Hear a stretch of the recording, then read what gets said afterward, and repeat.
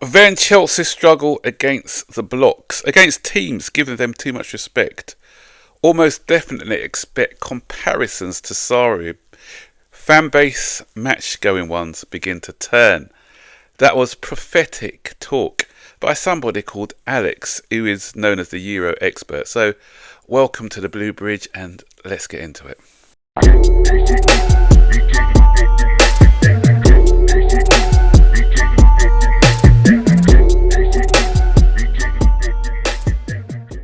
Yeah, so fair play to Alex from Eurosport. He's a Euro expert, sorry.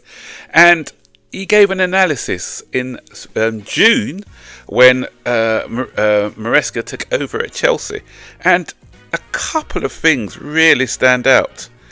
And it says, so let's have a look. So it says Chelsea will benefit from just playing in a structure as well defined as Maresca. Okay, so far they have. And then he says Chelsea start pretty well. Players thrive with this new approach.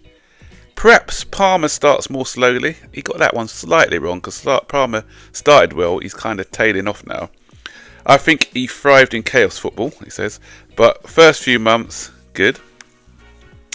And then Chelsea struggle against the blocks, against teams giving them too much respect. Almost definitely expect comparisons to Sarri. So, and I mentioned Sarri, I didn't even see this report that he did. I managed to stumble against this when he sort of reposted it yesterday. As I said, prophetic words. But I made comparisons to Sarri Ball a couple of days ago when I said Sarri started off excellent with us. Then he got found out. I think it was against West Ham. Teams found out how to play against us. And then we struggled for a while until we sort of came back towards the end of the season. And that's what you're seeing at the moment. Teams are now respecting us. So Ipswich, I think they started off against Arsenal with a low block. They played against us also with that low block.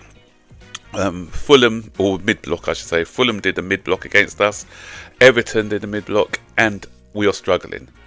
We are struggling against these teams now. And that's why I've always said after Christmas, when teams have done an analysis, the first 17, 18 games, they don't know what they're going to get, especially when we moved away from the chaos football that we were playing under Pochettino, and we're playing a different style of football now under this new manager. So then coaches, we've got some clever coaches in there, some good players in this division, and they analyse and they then find out, they look at the patterns of play. They said this is how we combat this at Chelsea. So it's up to Maresca now to come out with a different plan. Also mentioned yesterday where again with Leicester, where teams found out how they played, nullified them, and that's in the Championship. This is the Premier League, where you got a higher class of coach and a higher class of player, and it took time for them to get back into winning ways. We haven't got that time because Newcastle now are only 3 points behind us. Other teams may close the gap. I mentioned yesterday, and I say it again, the only teams I think you can probably... It depends on what happens with Notts Forest. Can they keep up this level of consistency? Because they're punching well above their weight at the moment. But Newcastle are a team who are capable of going on a good run. They showed it a couple of seasons ago when they had no European football. This year they've got no European football. So they are a team who can go on a decent run. And they've got players like Isak who can play at a sustained level. So if they can keep Isak fit as well, so that's a big factor. But some of the other teams, I think they're too inconsistent. Villa this year are too inconsistent. Brighton, Manchester United, forget them. Obviously, Man City I've included because I know Man City are going to go on a run. So I know Man City are going to be finishing in the top 3 or 4. Mark my words on that one. But so I think the 4th space is out of Chelsea, probably Chelsea and Newcastle. Maybe if Nottingham Forest, as I said, keep up this run. They used to say they can't because Leicester did it one year, Aston Villa did it. So you used to say Nottingham Forest can't do it this year. Then it's going to be a battle for top 4. So that's why we need to stay in that race and stay in that top four, in and about that top four. Otherwise, things will start to get a little bit sticky. And I wished Maresca has watched my video. I say he doesn't watch my videos, but I wish he had watched my video, a couple which I made a few days ago, because all the things I suggested he didn't do. I said to him, Nkuku's not a number 9. Everyone knows that. He comes on as a number 9, but he started as a number 9, and it didn't work.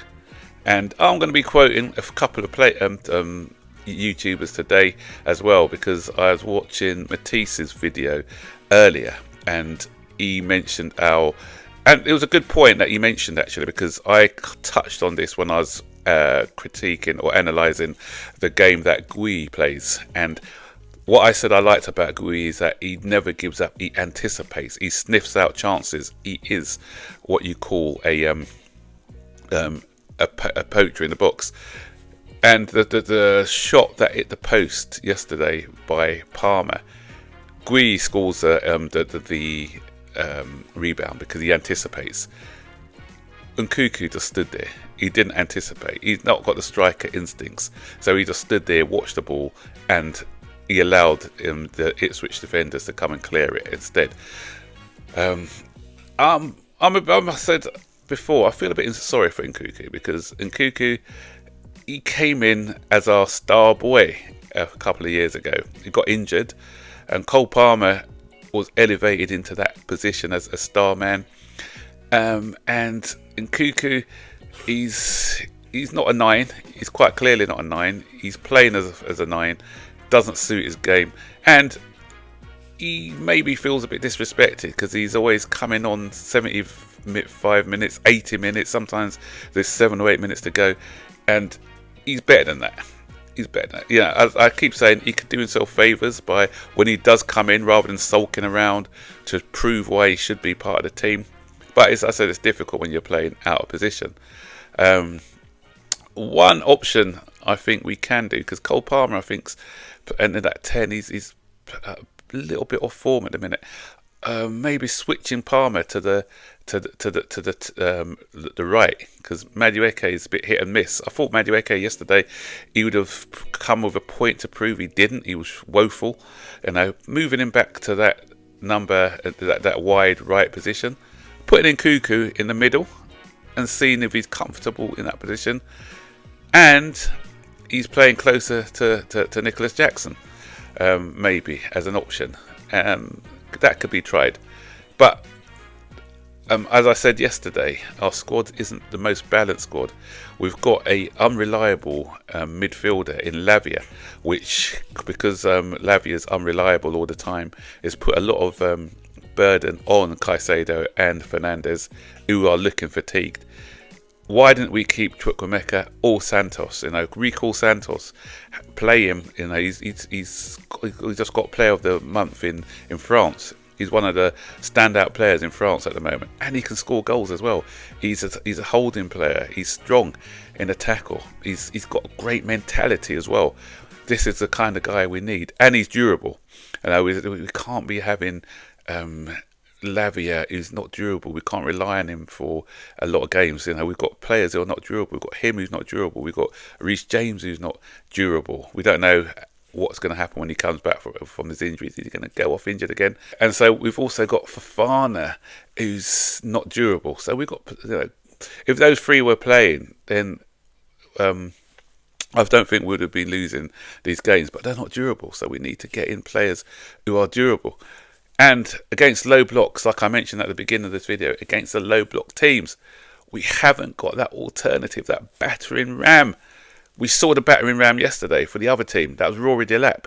We haven't had that since Diego Costa days. Diego Costa, Didier Drogba. So those low block teams, when they played against us, it didn't matter, because we know that we can play different ways. We can get crosses in the air. They'll be on the end of the crosses. They'll be beating up their defenders. You've seen that with Man City when obviously not this season, when they brought in Haaland. If teams played high, then they can exploit the space behind. If they play low block, then you got Haaland as a fox in the box on form. So what we saw with Rory Delap yesterday, somebody who puts himself about, who makes it difficult for defenders, and that's the sort of profile that we need and to tackle these blocks. And he's the type of guy who shoots from anywhere. He's got powerful, good striking, and that's another thing that we need when you're playing against low blocks. Guys who can shoot accurately from range, who can use their bodies, get in and allow runners coming in from midfield to get into the game. And I'll put in a bid for Rory Delap. I'll do it. A lot of people are saying summer. I'll test the water. Put a bid in for him in January. Give them Gui on loan until the end of the season, and I'll even try Nicholas Jackson on the left. And so you've got a goal threat from Nicholas Jackson coming off the left because he's played as a winger before. Put Rory Delap in the middle and try, as I said, Cole Palmer on the right with Nkuku just behind, and you've got a goal threat from all areas. Don't play that in all the games. You play that against these low, deep block teams when you need, against the Arsenals, against the other teams who Tottenham's and things like that who allow you room to play. Then you play the setup that we've got at the moment. But when we're playing these lower teams who are just going to be giving us the respect and playing a bit deeper, then if you have those four on the field, a four of Nicholas Jackson, Delap, Nkuku, Palmer, that's goals. These are people who know how to score goals, and I think that could work. I'm not a manager, so I don't know, but in my opinion, I think that can work. So there you go, guys. I could do another video. I'll do another video just tackling the defence tomorrow, maybe, because I don't want to spend too much time on this video. So that's the attack. So tomorrow, defence. You may not think 3 days in a row wearing this coat. I'll be wearing this coat every time until Chelsea win a game. So I'm hoping it's not too long.